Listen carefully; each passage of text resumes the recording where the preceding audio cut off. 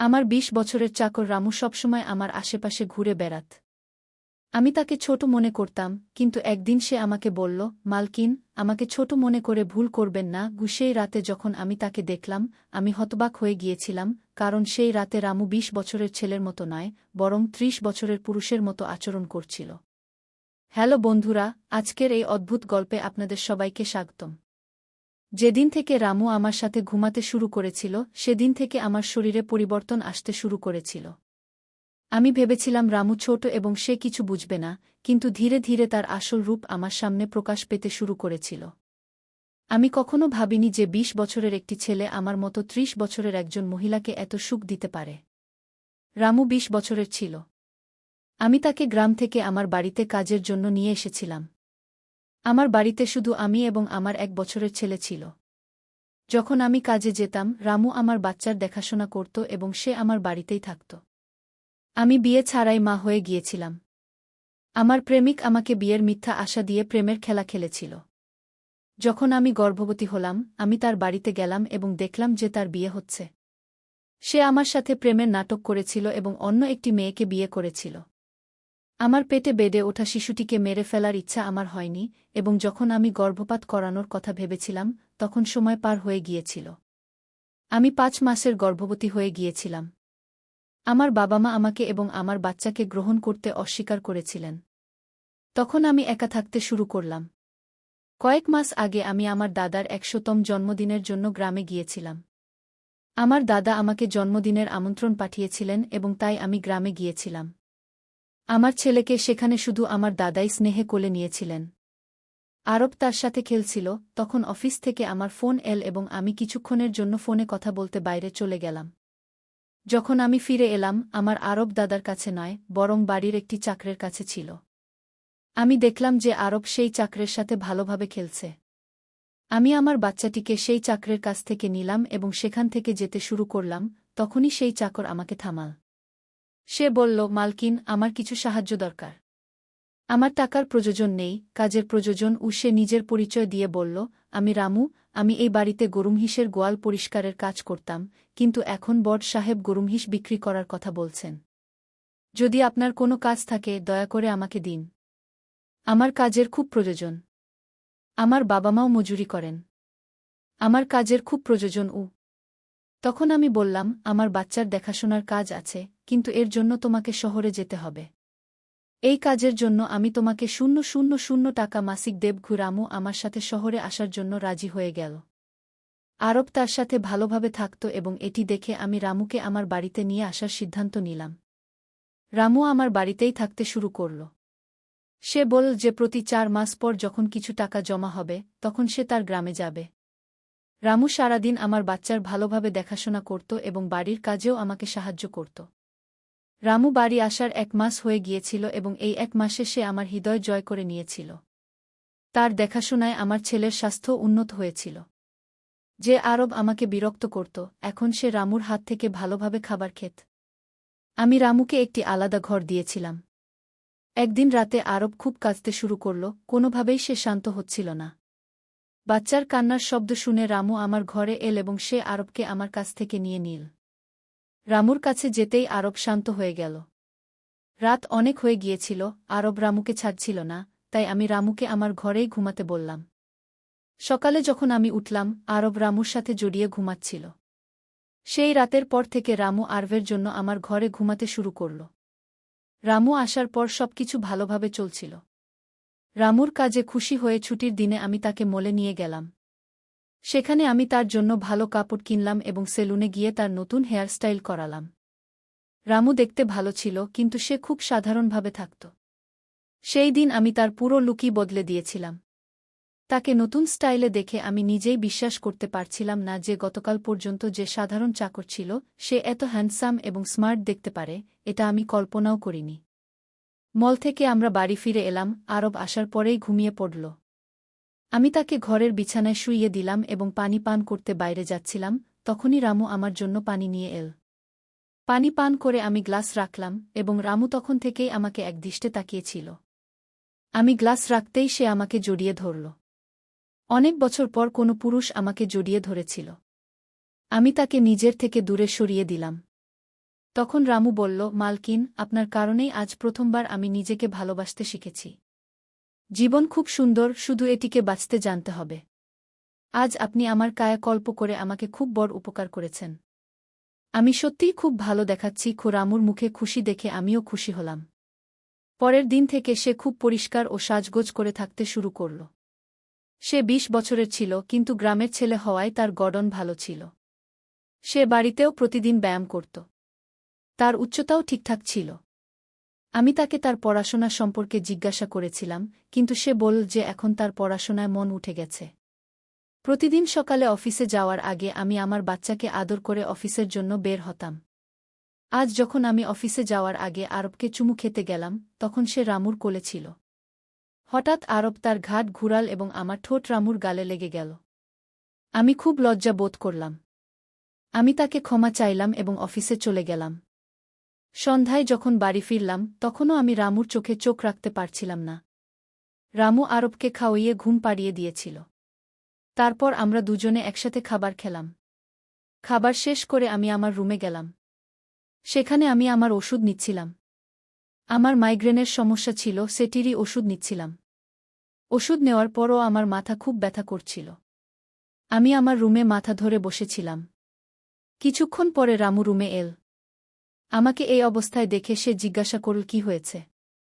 যখন সে জানতে পারল যে আমার মাথা ব্যথা করছে, তখন সে আমার মাথার মালিশ শুরু করল। রামুর মালিশে আমি আরাম পাচ্ছিলাম। ধীরে ধীরে আমার গভীর ঘুম আসতে লাগল। সেই রাতে আমি খুব ভালো ঘুমিয়েছিলাম। পরের দিন আমাদের অফিসে ট্রেডিশনাল ডে এর ফাংশন ছিল এবং এর জন্য আমি গুজরাটি লুক বেছে নিলাম। আমি ঘাঘরা পরেছিলাম, কিন্তু স্কার্টের নট বাঁধতে আমার সমস্যা হচ্ছিল। তখন আমি রামুকে রুমে ডাকলাম এবং তাকে নট বাঁধতে বললাম। নট বাঁধার সময় তার হাত আমার খোলা পিঠে স্পর্শ করছিল। আমি তাকে ছোট ভেবেছিলাম, তাই তাকে এই কাজ করতে বলেছিলাম। আমার কাছে অন্য কোনো বিকল্প ছিল না। প্রস্তুত হয়ে যখন আমি যেতে লাগলাম, তখন রামু আমাকে থামাল এবং ভিতর থেকে কাজল নিয়ে এল।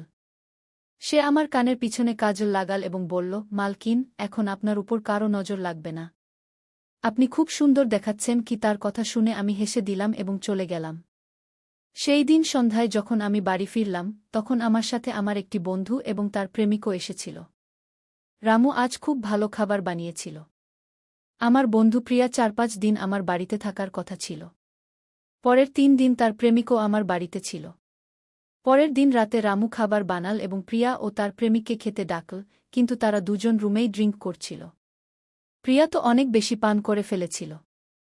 সে খাবার না খেয়েই ঘুমিয়ে পড়ল। তার প্রেমিক রোহান আমাদের সাথে খাবার খেতে বসল। সে বলল, প্রাচী, তুমি প্রিয়ার চেয়েও বেশি সুন্দর। কি রোহানের কথা বলার সাথে সাথেই রামু তাকে রাগের দিকে তাকিয়ে থাকল। খাবার শেষ করে রোহান তার রুমে চলে গেল। সে যাওয়ার সাথে সাথেই রামু আমাকে বলতে লাগল, মালকিন, আপনার এই বন্ধুরা কেমন? আমার সেই লোকের কথা একেবারেই ভালো লাগেনি। কি তখন আমি রামুকে বললাম, আমি তোমাকে পরিবারের সদস্যের মতো মনে করি। এর মানে এই নয় যে তুমি আমার মেহমানদের কিছু বলবে। তোমার কাজ হলো আসা মেহমানদের সেবা করা। তাই তুমি শুধু সেটাই কর, বাকি আমাকে কিছু শেখানোর দরকার নেই। কি রামুকে ডেকে আমি আমার রুমে চলে গেলাম। আমি তাকে ডেকেছিলাম, তবুও সে আমার জন্য পানি নিয়ে এল। তখন আমি আমার ওষুধ নিলাম এবং পানি পান করে ঘুমিয়ে পড়লাম। আজ রামু আমার রুমে ঘুমাতে আসেনি, এমনটা আমার মনে হচ্ছিল। কিন্তু সকালে যখন আমার চোখ খুলল, তখন আমি তাকে আমার পাশে পেলাম। সকালে আমার চোখ খুললেই আমার সামনে প্রিয়া ছিল। সে খুব রাগান্বিত দেখাচ্ছিল। রামুকে আমার সামনে আনা হল। তার হাতে প্রিয়ার ওড়না বাঁধা ছিল। প্রিয়া বলল, তোমার এই গ্রাম্য চাকর আমার প্রেমিকের হাত ভেঙে দিয়েছে। রামু শুধু মাথা নাড়ছিল এবং বলছিল, মালকিন, আমি কিছুই করিনি। রাতে রোহান সাহেব নেশায় ছিলেন, তখনই তার ভারসাম্য নষ্ট হয়ে গেছে এবং তিনি পড়ে গেছেন। রামু কেন রোহান সাহেবের উপর হাত তুলবে? প্রিয়া তখনও নেশা ছিল, এমনটা আমার মনে হচ্ছিল। রামু আমার জন্য তাদের দুজনমু আমাকে চা বানানোর জন্য ডাকছিল, কিন্তু তার দিক থেকে কোনো উত্তর আসছিল না। তাকে খুঁজতে খুঁজতে আমি তার ঘরে গেলাম। সেখানে গিয়ে দেখলাম রামু এইমাত্র গোসল করে বাথরুম থেকে বেরিয়েছে। সে শার্ট পরেনি। আমি প্রথমবার তাকে এভাবে দেখলাম। রামুর শরীর অত্যন্ত মজবুত ছিল। তার শরীর কোনো যোদ্ধার মতো দেখাচ্ছিল। আমি তাকে একদৃষ্টে তাকিয়ে দেখছিলাম। আমার সেই সময় কোনো হুঁশ ছিল না। কয়েক বছর পর আমি কোনো যুবক পুরুষকে এভাবে কাপড় ছাড়া দেখছিলাম। আমি তাকে একদৃষ্টে তাকিয়ে দেখছিলাম, তখনই রামু আমাকে ডাক দিল। সে আমার সামনে শার্ট পরে দাঁড়িয়েছিল। তবুও আমি আমার শুদ্ধ বুদ্ধি হারিয়ে তাকে দেখছিলাম। সে আমার চোখের সামনে আঙুল ফটকারি দিল, তখন আমি হুঁশে এলাম এবং তাকে বললাম, আমার জন্য চা বানিয়ে দাও। আজ বাড়িতে থাকায় নিজের স্কিন কেয়ার করার কথা ভেবেছিলাম, তাই দুপুরের সময় আমার ঘরে আমার পার্লার চালাচ্ছিলাম। সেই সময় আমি শর্টস এবং গাউন পরেছিলাম এবং আমি আমার পায়ের ওয়াক্সিং করছিলাম। ওয়াক্সিং করার সময় ভুলে আমি আমার পায়ে একটু বেশি গরম ওয়াক্স লাগিয়ে ফেললাম, যার ফলে জ্বালা হলো এবং আমার মুখ থেকে তীব্র আওয়াজ বেরিয়ে গেল। আমার আওয়াজ শুনে রামু দৌড়ে আমার ঘরে এল। সে আমার পোড়া পা দেখল। সে আমার পা থেকে গরম ওয়াক্স সরাল এবং সেখানে ক্রিম লাগিয়ে দিল। তার হাত বারবার আমার পায়ে অজান্তেই ঘুরছিল এবং সেই সময় আমার মনে যে অনুভূতিগুলো তৈরি হচ্ছিল সেগুলো প্রকাশ করা আমার পক্ষে কঠিন হয়ে পড়ছিল। রামুর দৃষ্টি আমার উপর পড়তেই আমি ব্যথায় চিৎকার করে উঠলাম। আমাকে এই অবস্থায় দেখে সে বলল, ভাই সাহেব, এখন আপনি শুধু আরাম করে শুয়ে পড়ুন। আপনি যা কিছু করতে চান আমাকে বলুন, আমি আপনার সাহায্য করব। আমি তাকে আমার অন্য পায়ের ওয়াক্সিং করতে বললাম। রামু ঠিক যেমন আমি বলেছিলাম তেমনি করল। সে আমার মুখের ম্যাসাজও করে দিল। তার স্পর্শে আমি অনেক আরাম পেলাম। আজকের ছুটির দিনটি আমার জন্য আরামদায়ক কাটল। রামুর মধ্যে সব গুণ ছিল। সে কোনো কাজেই পিছিয়ে ছিল না। আজ রাতে আমি তাকে আমার ঘরে ঘুমাতে মানা করে দিলাম। দিনভর আমি বাড়িতে থাকি না, অন্তত রাতে তো আমার বাচ্চার সাথে একা সময় কাটানো উচিত। প্রতিবার রামুর আশা আমার পছন্দ ছিল না, তাই আমি তাকে ঘরে ঘুমাতে মানা করে দিলাম। এভাবে দিন কাটতে লাগল। কয়েকদিন পর্যন্ত রামু ছাড়া আর রাতে ঘুমাতে পারতাম না, কিন্তু ধীরে ধীরে সে কান্না বন্ধ করে দিল। আমি আমার ভেতরে কিছু পরিবর্তন অনুভব করতে শুরু করেছিলাম। সকালে উঠেই আমার শরীর খুব ব্যথা করতে শুরু করত। হঠাৎ কেন এসব হচ্ছে বুঝতে পারছিলাম না। কয়েকদিনের মধ্যে আমার শারীরিক ব্যথা এত বেড়ে গেল যে বিছানা থেকে উঠতেও ইচ্ছা করত না। তখন আমি অফিস থেকে 1 সপ্তাহের ছুটি নিলাম। কয়েকদিন আরাম করলাম, হয়তো একটু ভালো হয়ে যাব। এখন পুরো সময় আরব রামুর সাথে কাটাতাম। যখন তার ক্ষুধা লাগত সে মাঝে মাঝে আমার কাছে চলে আসত। আজ আমি আমার কোমর ধরে বসেছিলাম। রাতে রামু পানি নিয়ে আমার ঘরে এল। আমার কোমরে হাত দেখে সে বুঝে নিল যে আমার খুব কষ্ট হচ্ছে। রামু বলল, ভাই সাহাব, যদি আপনার কোনো আপত্তি না থাকে আমি আপনার কোমরের ম্যাসাজ করে দিই। আমার কোমর এত ব্যথা করছিল যে আমি তার ম্যাসাজের জন্য হ্যাঁ বলে দিলাম। কিন্তু তার আগে আমি আমার ঘরের লাইট বন্ধ করে দিলাম। ছোট জিরো বাল্বের আলোতে আমার কোমর তাকে দেখা যাবে না, তাই আমি ঘরের বড় লাইট বন্ধ করে জিরো বাল্ব জ্বালিয়ে দিলাম। সে যখন ম্যাসাজ করছিল আমি অনেক আরাম পাচ্ছিলাম। ম্যাসাজ করতে করতে আমার ব্যথা যেন একদম গায়েব হয়ে গেল। ম্যাসাজ করার সময় রামু আমাকে জিজ্ঞাসা করল, ভাই সাহাব, আপনাকে কি আরভের বাবার কথা কখনো মনে পড়ে না? আপনি এত সুন্দর এবং যুবক হয়েও এখনো একা কেন? তার প্রশ্নের আমার কাছে কোনো সঠিক উত্তর ছিল না। আমি তাকে বললাম, সম্ভবত তোমার প্রশ্নের উত্তর আমার কাছে নেই। সেই প্রশ্নে সেখানেই বিরতি পড়ে গেল। রামুর মেসাজে আমি ভালো ঘুমিয়ে গেলাম। পরের 2 দিন পর সেই তারিখ এল যখন আমি আমার প্রেমীর সাথে দেখা করেছিলাম। শেষ পর্যন্ত সেই দিন এসেই গেল। সেই দিন আমি দিনভর নিজেকে কোনো না কোনো কাজে ব্যস্ত রাখার চেষ্টা করলাম, কিন্তু রাতের অন্ধকারে আমার প্রেমীর খুব মনে পড়ছিল।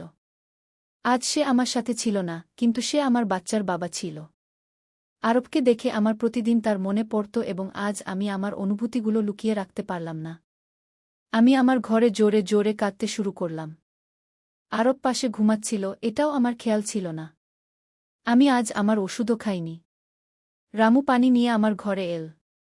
আমাকে কাঁদতে দেখে সে আমাকে পানি পান করাল। যখন আমি শান্ত হলাম তখন সে আমাকে ওষুধ দিল। আমার কান্নার আওয়াজে আরব একটু নড়তে শুরু করল। সে যেন না জেগে ওঠে, তাই রামু আমাকে তার ঘরে নিয়ে গেল।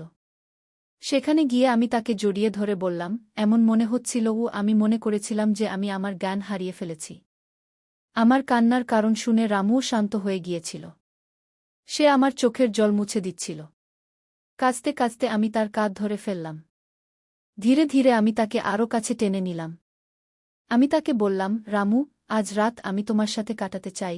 তখন রামু বলল, ভাই সাহেব, আমি এখনো ছোট, আমার কিছুই বুঝবে না। তার কথা শুনে আমি তাকে আরও কাছে টেনে নিলাম। সেই রাতে আমি তার ঘরে ছিলাম, কিন্তু সকালে যখন আমি উঠলাম সে আমার পাশে ছিল না। তার শার্ট সেখানে পড়েছিল। যখন আমি বাইরে গেলাম তখন দেখলাম রামু আমার বাচ্চাকে দুধ ও বিস্কুট খাওয়াচ্ছে। আমি আরবের কথা ভুলে গিয়েছিলাম, কিন্তু রামু ভুলে যায়নি। সে আমাদের দুজন মাছেলেকে খুশি করে দিয়েছিল। রাতের ক্লান্তির পর আমি সকালে দেরি করে উঠেছিলাম। সারাদিন রামু আমার দিকে তাকায়নি। আজ প্রিয়া আমাকে দেখতে বাড়িতে এসেছিল। সে রামুর দিকে তাকায়নি। রামু তাকে পানি দিল এবং ঘর থেকে বেরিয়ে গেল। কিছুক্ষণ কথা বলার পর প্রিয়া চলে যেতে লাগল। যাওয়ার সময় সে আমাকে বলল, যত তাড়াতাড়ি সম্ভব তোমার চাকরকে এখান থেকে সরিয়ে দাও। সে যতটা নিরীহ দেখায় ততটা নয় কি তার কথায় আমি বিশেষ মনোযোগ দিলাম না। প্রতিদিনের মতো রাতে খাবার খাওয়ার পর রামু আমার ঘরে পানি নিয়ে এল এবং আরবকেও ঘুম পাড়িয়ে দিল। আরব আজ বাইরে হোলের দোলনায় ঘুমাচ্ছিল। রামু তার দেখাশোনা করছিল। আমি আমার ঘরের লাইট বন্ধ করে ঘুমিয়ে পড়লাম। কিছুক্ষণ পর আমি আরবের কান্নার শব্দ শুনতে পেলাম। তার কান্নায় আমার ঘুম ভেঙে গেল। আমি উঠতে যাচ্ছিলাম, তখনই তার কান্না থেমে গেল। কিছুক্ষণ পর আমি আমার ঘরের দরজা খোলার শব্দ শুনতে পেলাম। আমি চুপচাপ সব দেখছিলাম। রামু আমার ঘরে এসেছিল। সে আমার কাছে এসে দেখার চেষ্টা করছিল যে আমি ঘুমাচ্ছি কিনা, এবং তারপর সে আমার মোবাইল তুলে নিল। তার এই খোঁজাখুঁজি দেখে আমি দ্রুত ঘরের লাইট চালু করে দিলাম। আমাকে জেগে থাকতে দেখে সে হতভম্ব হয়ে গেল। আমি তার হাত থেকে আমার মোবাইল ছিনিয়ে নিলাম। আমি তাকে বললাম, রামু, এটা কি হচ্ছে? তুমি এ সময় এখানে কি করছ? সে কিছু না বলে চলে যেতে লাগল, কিন্তু আমি তাকে এত সহজে ছেড়ে দিতে চাইলাম না। আমি তাকে সেই ভিডিওটি দেখালাম যেখানে সে প্রিয়ার বয়ফ্রেন্ডের উপর হাত তুলছিল। সেই দিন রোহানের মোবাইলের ক্যামেরা ভুলে চালু ছিল এবং তাদের মারামারি রেকর্ড হয়ে গিয়েছিল। সকালে যখন প্রিয়া আমাকে দেখতে এসেছিল তখন সে আমাকে সেই ভিডিওটি দেখিয়েছিল এবং তখন থেকে আমি রামুকে নজরে রাখছিলাম। রামু, তুমি মিথ্যা কেন বললে? তুমি রোহানের উপর হাত কেন তুললে? তখন সে বলল যে কেউ তোমার উপর খারাপ নজর দেবে, তার সাথে আমি এটাই করব, মালকিন। সেই রাতে যখন রোহান নেশা ছিল সে তোমার ঘরে এসেছিল। সে তোমার সাথে কিছু খারাপ করার চেষ্টা করছিল, আর তাই আমি তার উপর হাত তুলেছিলাম। রামুর কথা শুনে আমি বললাম, ঠিক আছে, আমি তোমার কথা মানি। কিন্তু তুমি আমাকে ঘুমের ওষুধ কেন দিচ্ছিলে? আজ আমি তোমাকে আমার পানিতে ওষুধ মিশাতে দেখেছি। তোমার নজর আমার উপর ছিল, আর তুমি যা চেয়েছিলে আমি তা তোমাকে দিয়েছি। এখন তোমার হিসাব করে গ্রামে চলে যাও। আমার কথা শুনে রামু বলল, মালকিন, আপনি যা ভাবছেন তা কিছুই হয়নি। গত রাতে আমি আপনার সাথে কিছুই খারাপ করিনি। আমি আপনার পানিতে ঘুমের ওষুধ দিয়েছিলাম, যাতে আপনি আমার কাছে আসামাত্র ঘুমিয়ে পড়েন, আর আমার আপনার সাথে কিছুই খারাপ করার ছিল না। কিছুদিন আগে আমি আপনাকে রাতে ফোনে কথা বলতে দেখেছিলাম। আমি আপনার কথা শুনেছিলাম। আপনি আবার সেই প্রেমিকের সাথে দেখা করার প্রস্তুতি নিচ্ছিলেন। আপনার দেখা আপনার নিজের বাড়িতেই ঠিক হয়েছিল। আমি এসব জানতাম। আপনি তার সাথে না দেখার জন্য আমি আপনাকে রাতে ঘুমের ওষুধ দিচ্ছিলাম। সেই লোক এখনও আপনাকে ঠকাচ্ছে। সে আপনাকে মিথ্যা বলছে। সে আপনার বাচ্চাকে আপনার কাছ থেকে ছিনিয়ে নেওয়ার জন্য আপনার কাছে আসছে। তার স্ত্রীর বাচ্চা হতে পারে না, তাই সে আপনার কাছে আসছে। সে তার স্ত্রীকে তালাক দেয়নি। সে আপনাকে মিথ্যা বলছে। রামু, তুমি কে? তোমাকে এসব তথ্য কিভাবে জানা? তখন সে বলল, আপনার বাবা সাহেব আমাকে আপনার ফটো দেখিয়েছিলেন। আমি আপনাকে প্রথম নজরেই পছন্দ করেছিলাম। কিন্তু বাবা সাহেব এও বলেছিলেন যে আপনি বিয়ের বিপক্ষে। তখন আমি তার সাথে মিলে এই প্ল্যান করেছিলাম। আপনার হৃদয়ে জায়গা করার জন্য আমি এখানে এসেছিলাম। কিন্তু এখানে আসার পর আমি দেখলাম যে অনেক লোক আপনার উপর খারাপ নজর রাখে। তাই আমি আপনার সুরক্ষা করা শুরু করেছিলাম। রামু ২০ বছরের ছিল না। আমার প্রথম সন্দেহ সঠিক প্রমাণিত হল। সে ৩০ বছরের ছিল এবং একটি ভালো চাকরিতে ছিল। সে আমার ভালোবাসার জন্য এত পরিশ্রম করেছিল। রামু আমার প্রেমিক সম্পর্কে যা বলেছিল তা সব সত্য ছিল। রামু আমার প্রেমিকের সমস্ত তথ্য আমি সঠিকভাবে বেছে নিয়েছিলাম। রামুর মতো একজন সৎ স্বামী এবং আমার সন্তানের বাবা পাওয়া আমার জন্য খুব বড় ব্যাপার ছিল। আমি আমার প্রেমিকের প্রতারণার জালে পড়া থেকে বেঁচে গিয়েছিলাম। আজ আমি বিক্রান্ত ওরফে রামুর সাথে খুব খুশি। সে আমাকে এবং আমার সন্তানকে খুব ভালোবাসে। আমার বাবা সাহেবের কারণে আজ আমার পরিবার শুরু হয়েছে। রামুর মতো স্বামী পাওয়া আমার সৌভাগ্য ছিল। বন্ধুরা, যে আপনাকে সত্যিকারে ভালোবাসে সে কোনো কঠিন পরিস্থিতিতেই আপনার পাশ ছাড়বে না। সম্পর্ক বজায় রাখার জন্য কোনো কারণের প্রয়োজন হয় না, আর সম্পর্ক ভাঙার জন্য একটি অজুহাতই যথেষ্ট। তাহলে বন্ধুরা, এটা ছিল আমাদের আজকের ছোট্ট গল্প। আপনি এই গল্পটি কেমন লাগলো কমেন্ট করে অবশ্যই জানাবেন।